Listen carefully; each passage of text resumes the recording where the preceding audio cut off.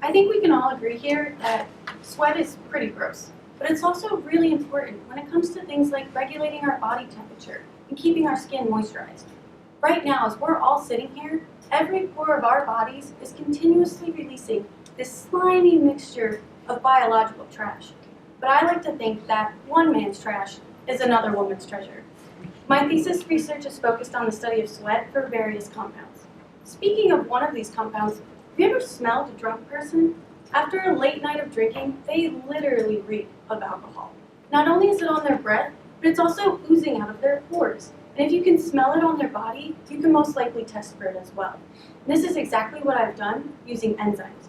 Enzymes are these big proteins in your body that help to recycle biological waste into something more useful. I specifically work with two enzymes in an assembly line fashion, where the first enzyme takes any alcohol present and reacts with it and creates a byproduct. The second enzyme takes this byproduct and correlates it to a color change.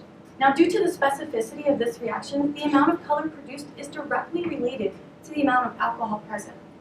I further optimized the system to work on paper. And as you can see here, as we increase the amount of alcohol in our system, we're getting a darker shade of color produced. I went one step further and took images of this color production, and I was able to use software to correlate a numerical value to each shade of color. Now, how might this be applicable to you guys? I want you all to imagine the last time you were out at a bar. Maybe you were celebrating with some friends, watching a big game. Now think back to the end of the night after you had a few drinks. How'd you get home? Did you drive yourself? And more importantly, if you did, how did you know you were okay to drive after having had a few drinks? I've asked a few people this question before, and some people are really great. They tell me if they know they need to drive home, they won't have any alcohol. But then I hear from other people that they match one glass of alcohol with one glass of water throughout the night. And then some people tell me that they just know their bodies well enough. They know if they're sober enough to drive later on. But I personally feel like these last two options aren't that great when you think about the fact that 29 people in the United States die from alcohol-related driving accidents every single day. That's one person, one death every 50 minutes. Now I want you all to imagine yourself back at that bar. You had a few drinks throughout the night, and you're ready to drive yourself home, but you're not 100% sure if that's a good idea just yet.